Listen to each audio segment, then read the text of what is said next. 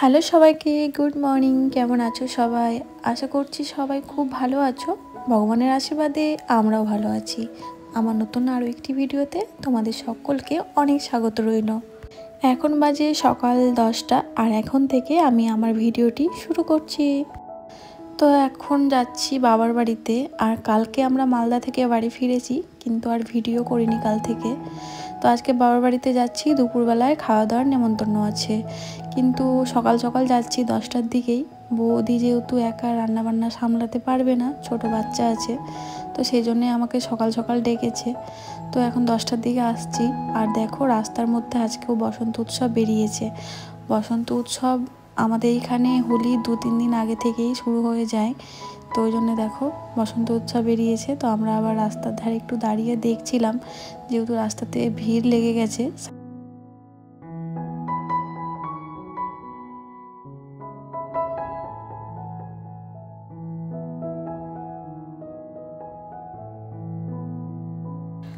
তো এই বসন্ত উৎসবটা বেরিয়েছিল সম্ভবত আজিমগঞ্জে ডান্স স্কুল থেকে। কারণ এখানে যেটা ডান্সের ম্যাম আছে সেটা কিন্তু আমরা যখন ছোটোবেলা স্কুলে পড়তাম তখন ওই ম্যামই কিন্তু আমাদেরকে স্কুলে ডান্স শেখাতো। তো সেই জন্যই বুঝতে পারলাম যে এটা আজিমগঞ্জ থেকেই বেরিয়েছে, মানে নাচের স্কুল থেকে। তো যাই হোক, খাওয়া দাওয়া করে দেখো এখন বিকেলবেলা আবার চলে যাচ্ছি বাড়িতে। আর যাওয়ার সময় দেখছি আমাদের এখানে একটা নৌকাতে এইরকম সুন্দর করে একটা প্যান্ডেল করা হয়েছে। সম্ভবত এখানে একটা পিকনিক টিকনিক বা কিছু অনুষ্ঠান হবে। আর জানো তো আমাদের সদরঘাটে এরকম নৌকা ভাড়া পাওয়া যায়।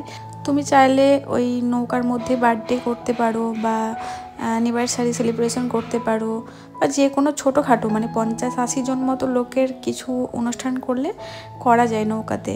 তো পিকনিকের সময় মানে ডিসেম্বর জানুয়ারি দুটো মাসে কিন্তু প্রচুর পিকনিক হয় নৌকাতে করে। আমারও একবার খুব ইচ্ছে আছে নৌকায় পিকনিক করার, তো দেখা যাক কি হয়।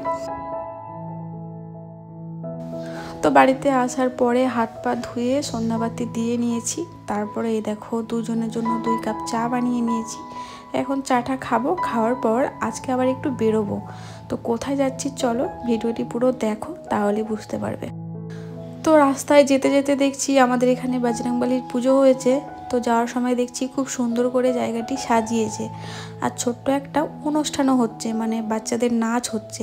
তো আমরা যেতে যেতে এখানে দাঁড়িয়ে পড়লাম আর ভাবলাম ঠাকুরটার একটু প্রণাম করে তারপরে অনুষ্ঠানটা একটু দেখব। তো এই যে এখানে হয়েছে বজরংবলীর পুজো।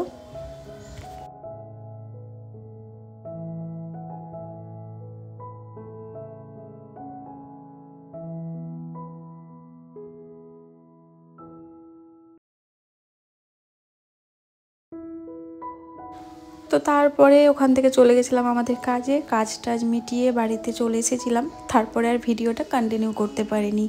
এটা হচ্ছে পরের দিন সকালবেলা, সকাল বলতেও 11টা মতো বাজে। এখন আমার ছেলেকে নিয়ে ওর বাবা স্কুলে গেল। আর বেশি দিন তো ছুটি নেই ওর, তো যে কটা দিন আছে ও এখন ওর বাবার সঙ্গে স্কুলে যাচ্ছে। ওর বাবা চলে গেলে তো আমাকে স্কুলে যেতে হবে। তো ওদেরকে স্কুলে পাঠিয়ে দিয়ে আমি চলে এলাম বাড়িতে। তো বাড়িতে এসে রান্না বান্না এটা ওটা করাতে এতটাই ব্যস্ত ভিডিওই করতে পারিনি। তো এখন সন্ধেবেলা ছেলের আবদার পিৎজা খাবে। তো ওর বাবা বলছিল আমাদের এখানে একটা নতুন রেস্টুরেন্ট ওপেনিং হয়েছে, তো বললো চলো যাই, ওখানে বসে খাওয়া দাওয়া করবো। কিন্তু ছেলের না আর কদিন পরে পরীক্ষা, তো পড়াশোনায় হচ্ছে না। ও বাড়িতে আসার পর থেকে এই বিয়ে বাড়িতে 4-5 দিন মালদায় গেলাম, এভাবে ঘোরাঘুরি করার জন্য সন্ধ্যে টাইমে পড়াই হচ্ছে না। তাই আমি ভাবলাম যে না, বাইরে আর আজকে বেরোবো না।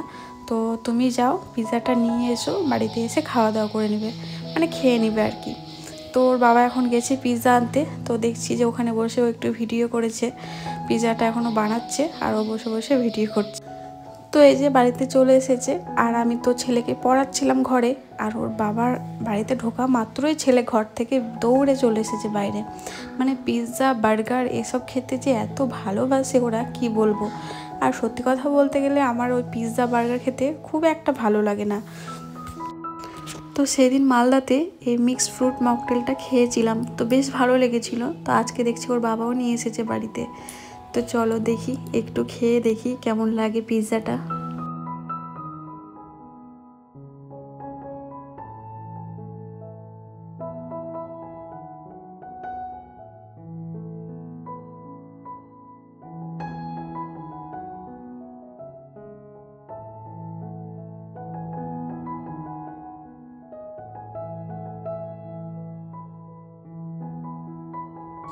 তো ছেলেকে জিজ্ঞেস করছিলাম যে খেতে কেমন লাগছে, তো বললো খুব ভালো লাগছে।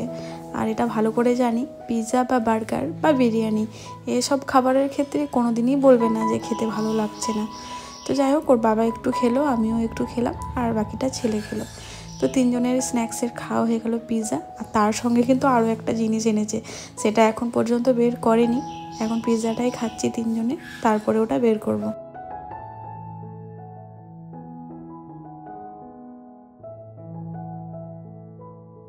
তো পিৎজাটা খেয়ে আমার যেটা মনে হলো, পিৎজাটার মধ্যে একটু চিজ কম ছিল, আর একটু চিজ হলে ভালো হতো। যদিও এসব খাবার আমার পছন্দ না, সেটা আমার বড়বাবু ভালো করেই জানে। তো সেই জন্যই কিন্তু আমার জন্যে আমার ফেভারিট খাবার নিয়ে এসেছে। ফেভারিট বলবো না, তবে পছন্দের খাবার। তো যাই হোক, সন্ধ্যেবেলার টিফিনটা বেশ ভালো করে জমিয়ে হলো। এই যে মোমো নিয়ে এসেছিলো, তো তিনজন মিলে আবার মোমো খেলাম 2-3 পিস করে। তো আমরা যে দেওরের বিয়েতে মানে রন্তুর বিয়েতে গিয়েছিলাম, তখন আমরা যে ফটো তুলেছি তার মধ্যে 2-3টে ফটো আমার খুব পছন্দ হয়েছিল। তো সেগুলো দেখো দোকানে দিয়েছিলাম বাঁধানোর জন্য, তো সেটা হয়ে গেছে। তো আজকে বাড়িতে নিয়ে এসেছি, আর দেখো কি সুন্দর লাগছে না ফটোগুলো।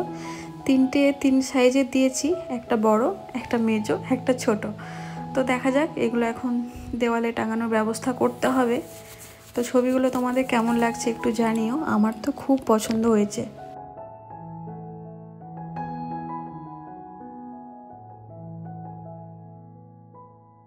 তো চলো, আজকে ভিডিওটা তাহলে এই পর্যন্তই। দেখা হবে নেক্সট ভিডিওতে। সবাই খুব ভালো থেকো, সুস্থ থেকো। Tata and good night.